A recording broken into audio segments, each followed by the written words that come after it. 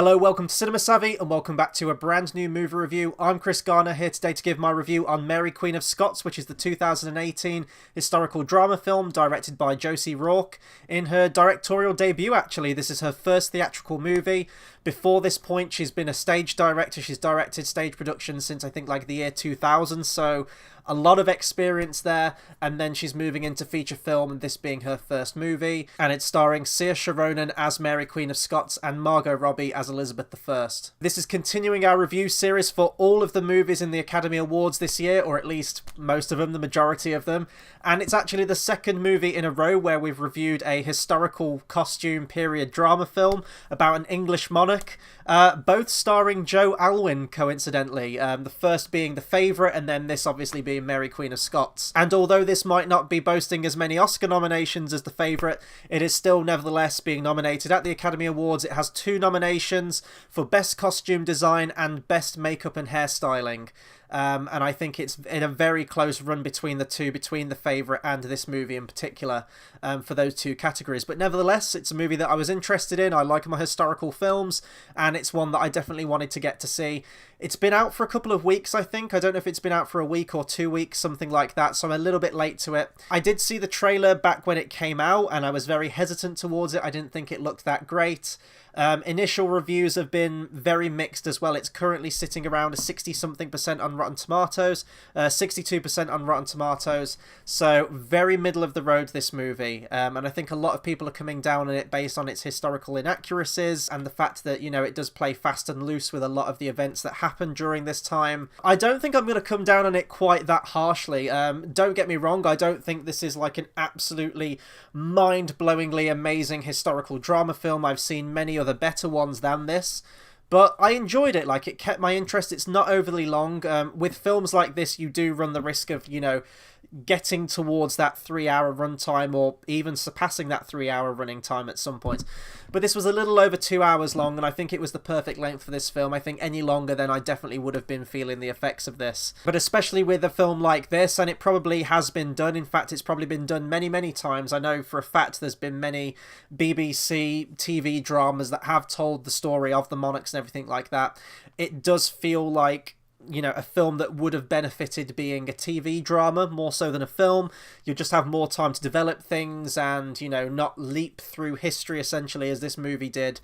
There's a moment at the end of the film where it says, you know, it's been like 25 years since the beginning of the film, and none of the actors have aged or anything like that, and it all looks like it's taken place over the events of, you know, a couple of years. It does really like jump through history very, very quickly in terms of that regard. I was reading a little bit about the production of this movie, and apparently this was going to be a Scarlett Johansson film, and like talks of a Mary, Queen of Scots film go back all the way to 2007. I think it fell through. I don't know if she just didn't want to do it or something happened, and this has been in sort of development limbo ever since then, just absolute development hell. And it's only until fairly recently this has got back off the ground again, where Saoirse Ronan was given the role of Mary, Queen of Scots, and then obviously we get Josie Rourke on board, and here we are with Mary, Queen of Scots. So the director herself, as I said, has been a stage director since the year 2000, around about that point. And this movie does feel very stage-like in many moments. There aren't many grand battle scenes or anything like that. There's a couple of skirmishes. Everything feels very small scale. And a lot of the drama of the film, and I'll get to the performances in a minute from the main 2 leads, Saoirse Ronan and Margot Robbie, a lot of the character drama takes place in small rooms where you've got a collection of a few characters per scene, and it does feel very stage-like. You could almost imagine like a tableau of actors on either side of the stage, cutting between them as all this political intrigue's going throughout the film. So I can maybe see people's criticisms in that regard, in that, you know, it is a motion picture, you are expecting something grandiose, and it does feel very small scale. I think I almost did compare this to almost like a TV movie when I was watching it in my head. Like, I was thinking it feels very... It doesn't... For example, the movie Elizabeth I and the sequel that came out with Cate Blanchett as Elizabeth I, that you see the trailers for that film, and they might not be great movies, and of course they might also take artistic liberties with that historical period, but they feel earned. They feel like a big movie. You know what I mean? And I never really got that from this particular movie. So maybe that's a detriment to the film in that regard, although I still had a very good time with this movie and did enjoy what I saw of it. And most of that enjoyment comes down purely to the performances, especially of Saoirse Ronan and Margot Robbie, who are without a doubt, obviously they're the focal two characters.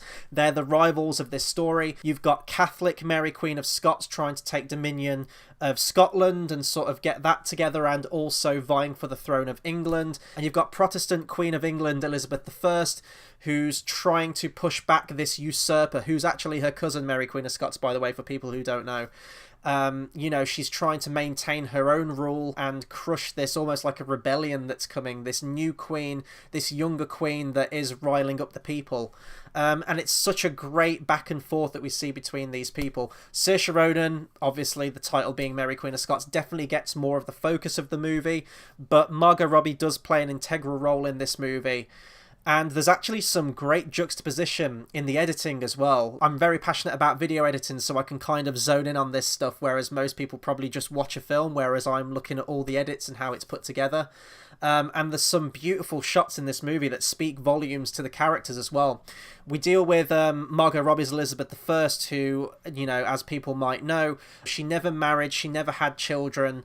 And we see this turmoil within her where she's kind of a slave to the throne at this point, and she sees that any potential suitor she might have if she got married, they would want to take the throne for themselves and essentially be king, and then she'd be nothing, whereas she, you know, really wants to maintain her rule. But we see moments in the film where she is feeling broody, and she does kind of long to be a mother and have that, I won't say normal life, but have that more familial life. She feels very alone as Queen of England. She doesn't have any friends. She has advisors who are kind of conspiring behind her back and trying to force her to lead a life and make decisions for her.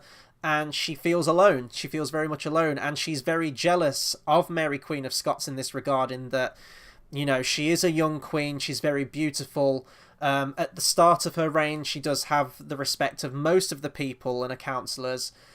You know, she's a mother, and, you know, Queen Elizabeth essentially says that you have everything that I want as a queen and I can never have. And in terms of the editing, as I was saying, I needed to go off on a tangent there about it, but there's the scene where Mary Queen of Scots is giving birth, and there'll be like blood between her legs during the pregnancy, and then the film will cut to Queen Elizabeth, who's doing some kind of artwork with roses, and she's made all these paper roses, and she's kind of sitting on the floor making them, and it cuts between the two. And it's this great sort of mirror image, and they do that many times throughout the movie. Maybe to that one that I just mentioned there is probably more on the nose than a lot of them, but there's some great little, all the way throughout the movie, there's shots like that and scenes like that which really do show that divide between the characters. I think a particular scene in the movie that completely showcases the strength of both of their performances, Saoirse Ronan and Margot Robbie. And this is probably very historically inaccurate. In fact, I don't think they say that Queen Elizabeth I and Mary Queen of Scots ever actually met, but, you know, they probably dial it up for the drama of the movie and to make sense for a movie in that regard. There is a scene towards the end of the film where Queen Elizabeth I does meet Mary Queen of Scots and comes to visit her right before the end of the film, and it's beautifully framed as well in how the camera moves, in that the room's completely shrouded in these white linen sheets, and Mary Queen of Scots is trying to get a proper glimpse of Queen Elizabeth I, her cousin, and how the characters move. This is very stage-like, and this goes back to Josie Rourke being a stage director. I could absolutely see this on stage, and there's sort of, it's almost like this labyrinth of white sheets that have been draped around the entire room, and she's trying to get to her as they're having this dialogue with each other, and it's beautifully written, and this is where the music kicks in as well. That to me was the best scene of the movie, and as I said, it really does show the prowess of both of these performances, to the point where I'm very surprised that neither of their performances in this movie have been nominated for Academy Award. I would say certainly Saoirse Ronan was deserving of Best Lead Actress for this movie. I can't understand why she hasn't been nominated for it, and I would have definitely have given Margot Robbie a Best Supporting Actress nomination as well. I know it's a very packed year, and I know that there are many good performances in a lot of films, but I would absolutely rank those up there, certainly for Saoirse Ronan, who I thought was fantastic in this movie. One of my criticisms of this movie, and indeed not just this movie, but other historical films that do this as well, and I need to be very delicate with how I say this, and I don't want to offend anyone. I really don't mean any offence by this. I'm not that kind of person. It's just when it comes to historical movies, I think they should try to be as accurate as possible in depiction of people, of times, of social situations, and everything like that. There are some questionable casting decisions, in my opinion. Not to say that anyone turns in a bad performance, but it mostly comes to ethnicity when it comes to these movies, especially when you see certain people on the Privy Council. There are moments like that where it did kind of snap me out of the movie a little bit, and I realised that I was watching a movie in a depiction, whereas, you see particular people that just wouldn't be around at that point of history in that location, in that position of power. And that did bring me out of the movie just a little bit, because I do like my historical movies to try and be as accurate as possible. Another example is the character of David Rizzio, who's a male confidant consort of Mary Queen of Scots. Now, I don't know all my Tudor history and everything like that. I'm not a historian when it comes to this. I know some little bits that people have told me. But I know that there was this whole conspiracy that he'd committed adultery, and when Mary Queen of Scots becomes pregnant, and she's married to Lord Darnley at this point in the film, there's this whole conspiracy that maybe she committed adultery with the character of Rizzio, and that actually might be his child. Now, the actor in the movie is from Puerto Rico, and I believe that even after James was born, there was always that confusion as maybe he was born out of wedlock, and maybe he wasn't actually Lord Darnley's son. But in the movie, when the son is born and he's like Caucasian, like, it takes away from all of that ambiguity to James's birth. Now, as I said, like, I really want to be delicate when I talk about this stuff, because I know that people in the comments might take that the wrong way. I don't want it to make it seem like I'm racist or anything like that, but I do just want to get that across. It's just when it comes to historical films, I do like them to be as accurate as possible, and there are some moments like that that did kind of take me out of the movie just a little bit. Not to say that anyone turned in a bad performance, though. I'm not saying that at all, and I don't want to take that away from any of the actors in this film. In terms of the music of this film, Max Richter provided the score for this film, and it's fairly understated. It's a good soundtrack. I enjoyed it. It works for the movie. But when it gets to the end, and I'll talk a little bit about the ending in a second when I get to my spoiler section, I only want to talk about one scene in particular. The music really does kick up a notch, and it's very effective, and it builds and it grows as the drama between Mary Queen of Scots and Elizabeth I ultimately comes to a head. No pun intended. And, it really does achieve that climax in terms of the soundtrack. So the latter part of this soundtrack I thought was fantastic, and I'll definitely be listening to it on YouTube again. It was very emotional. As I said, it was very driving, it was very building, and it did feel like there was a crescendo to the orchestral score. So in terms of my overall thoughts and recommendation on this movie, it's a fairly inoffensive 2-hour historical drama film. I am going to actually read a review of this particular film from the New York Times, though, from the writer A.O. Scott, and he said that students of Scottish history may be surprised to learn that the fate of the nation was partly decided by an act of cunnilingus, which might be one of my favourite reviews I've ever read for this film. And that will make sense to people that have seen the film, by the way. I enjoyed it. I had a good time. Would I rush back to see this film? Probably not. Are there better historical movies around this time period, whether it be a TV show or whatever it happens to be? Absolutely. Like, this isn't going to be on my top list of historical movies, but I thought it did have two very great performances from Saoirse Ronan and Margot Robbie. I thought they played off each other beautifully. I thought they did phenomenal justice to the historical figures that they were based off of. It's a role I didn't ever see Margot Robbie doing, but the makeup as well on her, I didn't even mention that. Obviously, the movie's been nominated for Best Makeup and Hairstyling. The makeup on Margot Robbie is fantastic, for one, because they turn Margot Robbie, who is one of the most beautiful women on this planet, into, this very old and aged and withered looking woman who puts too much toxic white paint on her face every day. They achieved that. And if nothing else, this movie is the greatest cautionary tale against marriage and religion. Just stay away from it completely and you're going to have a very, very happy life.